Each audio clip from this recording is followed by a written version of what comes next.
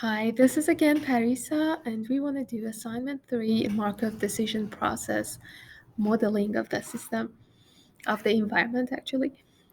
And just to remember that Markov decision process is a process where the agent is trying to keep track of all the states that it is in, and with addition of the reinforcement learning, it also keeps track of the action. So it's like a history.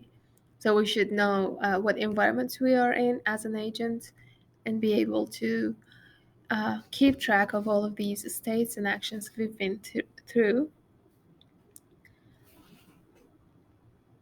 and save the trajectory.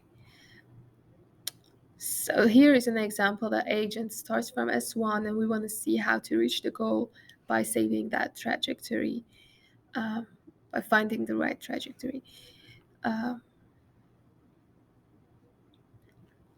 and here are the examples of this grid world. So this is called a grid world, and we want to model that world. So first of all, importing Gym and NumPy, and we want to build the environment ourselves as a class called grid world. I know that we have a very nice TA that doesn't get mad when I replace this class with my own class, but I will let you know why.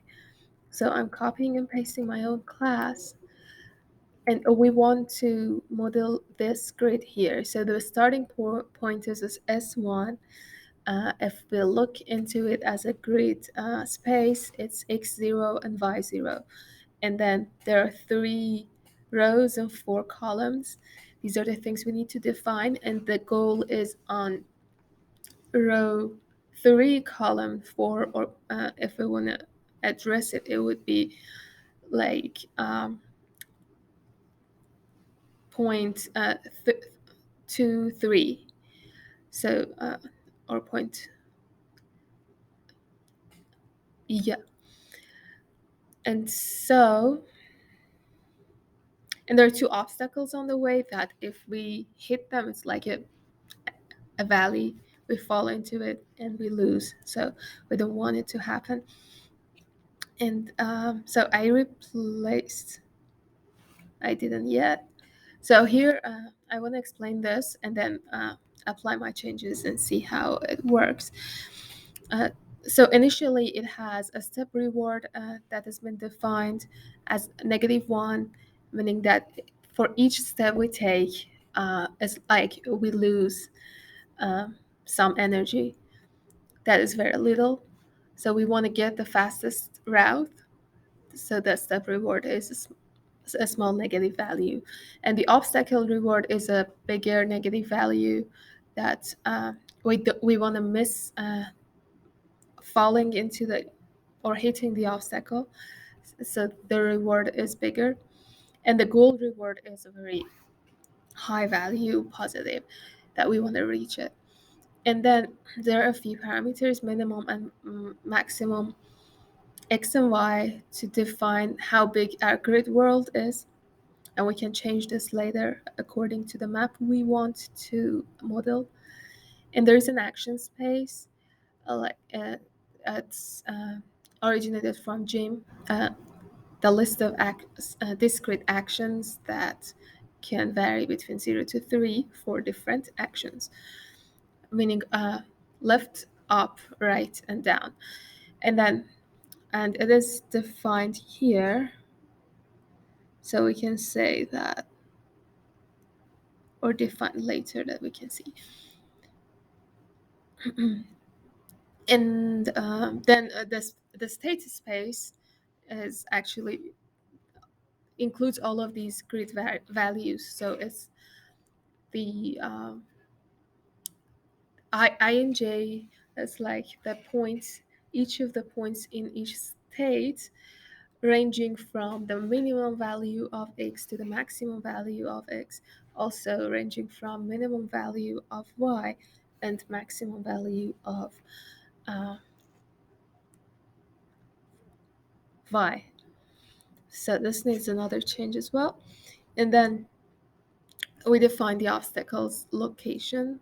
So there is one in 2.2 and 1. So it means that two steps to the right from 0, 1, 2, and one step from up. And then 3 and 1 will be the second one. And then I defined our goal location and start location, which in this case, it's just the minimum and maximum values. The start location is the first cell. It could be anything else like this one, and in that case, it would be different than start the minimum x and minimum y.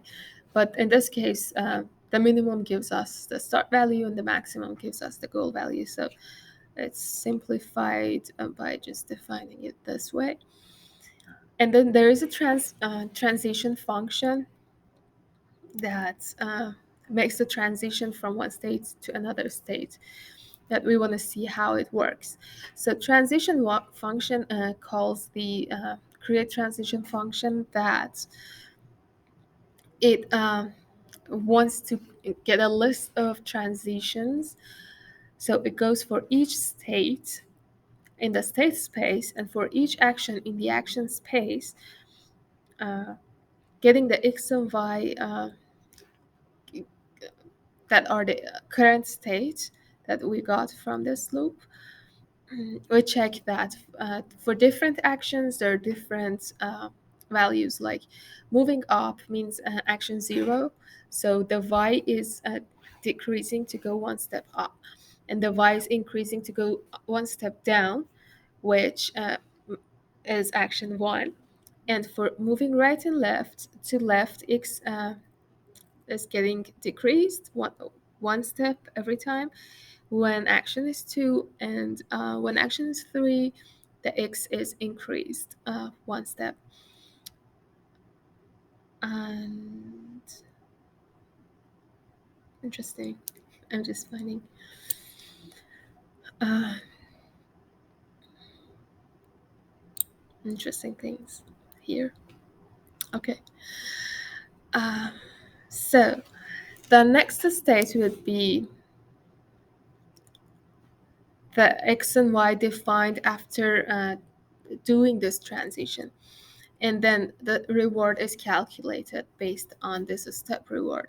So we need to kind of, so for each step there is a step reward for sure that is being added to the reward, but also we want to check if the next state that we just calculated, so imagine that we are in x and y, we want to see what options we do have uh, after that. So if the next state is in the obstacle location, we want to add the obstacle reward to the reward value, or if it's not, but if it's the goal location, we want to add the goal reward to it. And then we return this transition of the state and action given to this function. So so we should see what it's like. This was an empty space that we want to add every state and action, like keeping track of the transitions, that is equal to the next state calculated and the reward generated for that. And we return this, which is saved in this transition function. And also to define the step, it's like the step function in gym environments. um, we need to take the agent location and the action we want. So each location includes x and y, that is the actual state of the person, the agent. And then the next location and reward are calculated using that transition function we just explained. So we want to see what is a next state and what will be the reward of that. And then we also want to check if we reach the terminal, meaning that if we reach the goal or if we hit an obstacle, is done and we need to restart. So let's say this done, and then we return all of these, a list of next location with the next state, what is the reward, and if it's terminated or not, and maybe if we want to send more extra info later, we leave it empty here. And for reset, like gym environment, it returns the start location. And then check terminal, it was what we used before, that it checks if the state is in the terminal state, or if it's in the obstacle location, then it returns true. Uh, am I using the right? Yes, so it returns true, otherwise it returns false. So I want to replace this with my own function and giving it a few more options. So x max, here the maximum number of x is should be 4, and then y max is 3. Oh no, it starts from 0, so it should be 3 and 2. That was right. And 2131 was our initial location, so this is correct. So I'm giving this as initial value so that we can easily change it, and we don't need to rewrite this class again for the next exercise. And the obstacle location is given initially in the start location and goal location. If it's not given, it automatically sets the start and goal location as the minimum and maximum values. And then the rewards for each of first is a step, second is obstacle, and the third is goal reward. And then okay, I've I consider min is always 0 and the max is what given in the class as an input initially. And then I also define the action space using action names for a right, left, down, up to make it clearer to memorize and use. And then there is this action name flipped that is useful for another exercise. So it's not useful here. I'm not going to use it. And then the rest is the same as it was, except that for the okay, except that these two parts. So one of it is that I'm going to separate the goal, the terminal location with the truncated location. The truncated is for the obstacle, however, the goal is for the goal. It's also required to separate it this way for solving this map. And the other thing I changed here is that I'm also returning, instead of extra info, I'm returning the truncated value, which checks the truncated function.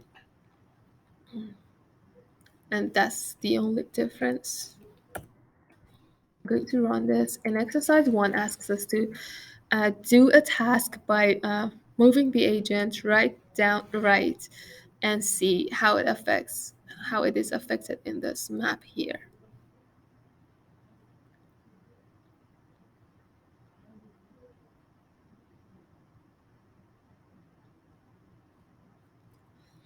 Oh, one thing I forgot to explain, I just saw that I forgot to explain, is that this minimum function is for us to make sure that we are not passing the borders or boundaries of the map. Like we don't go to x higher than x max. So it's basically for that. And this is for not going lower than 0, which is our x mean. And okay, so we need to define our environment, which is the grid world. And we reset it to get the initial position, to print it, and then I like my code more. Anyway, I got this, by the way, from assignments 1, so it's not actually my code. I'm changing this a little bit, but so we write the initial position, and then we want to get the first step state and its reward, and if it's done, and the latest one would be truncated that we are not keeping track of, and we want to print these values, if what is the state, what is the reward, and if it's done. And to move right, we need to assign 3, if we remember well. And to move down, we need to assign 1. And to move right, we assign 3. And when we run this, we can see that right down, right down. Oh, okay. That's basically because I'm not checking the truncated value. So if I print the truncated, because it's not done, the goal is not reached, but uh, it reaches an obstacle. So the truncated value should be true. However, the goal is false. And then, anyway, I want to replace all of this with my code that keeps the action space as right, left, down, and up, which is later saved. When I wrote this, it was not saved inside the code. So if I want to fix that, I don't know why am I doing this anyway. Action sequence. So I want to say action space. Where has it been? Okay, this is and grid world and thoughts. It should be it. And I'm going to remove this line. So first of all, we reset to get the initial state. And so we define the grid world as it was defined and initialized. And we define a sequence of actions. Right, down, right is what we want to do. So we go to a loop until the situation is not terminated. We want to keep repeating this. Um, And also, I wanted to mention that by negative 11, it means that negative 10 is added to the step. So these are the rewards of each step. This is not the accumulative reward. Sorry for the light. Um, it's negative 11 because it hits the obstacle. Okay. Sorry for the interruption. Uh, I want to set the observation value as like the state. Given at the end to the initial value, and later we're going to update this, and then the terminated value is originally false. Um, this is because of making this only stop when terminated happens. So when terminated happens, an error raises that tells us it's terminated, and it comes out of the code, just in case we had a loop that was supposed to last more than that. And then for each action in this action sequence, we're going to keep track of observation, reward, terminated, and this truncated value that's going to be put here. Truncated.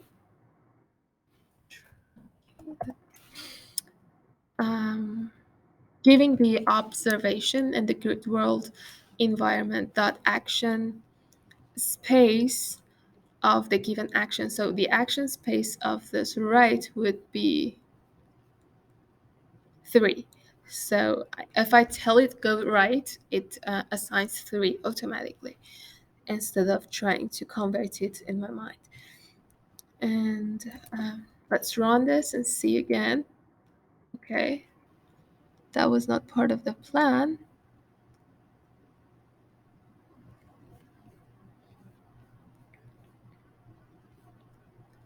Action names, I'm sorry, I changed these things for another exercise. So it shows you that these are the states, so it goes right one step x is incremented, and then it goes down, so y is also incremented, and it goes right again, which gives a reward of negative 11 because of the step plus the penalty for hitting the obstacle, and so the truncated value is true. However, it's not terminated yet. And for exercise 2, please finish the following tasks. So we change the environment. Write a computer MDP for a simpler version of Grid World below. So it's not 3 by 4 anymore, it's 3 by 3, and the obstacle positions are changed. It wants you to inherit from div.env, define the init, create the transition function, step, and reset, check, terminate, based on the similar to the previous class, but with some changed values like the maximum number of x and y and the obstacle position.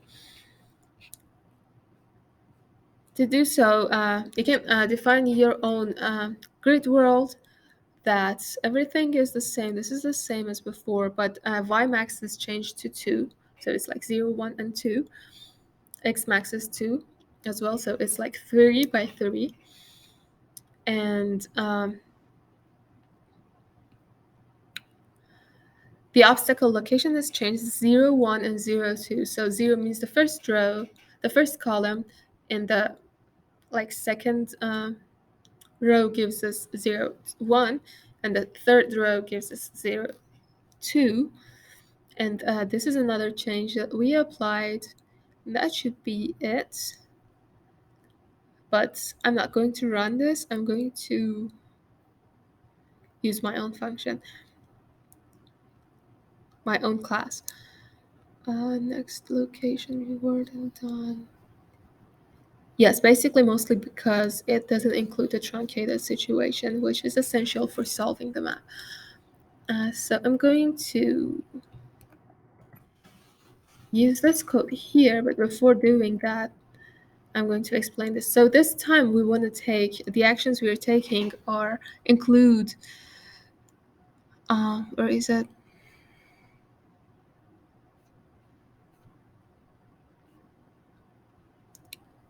Write down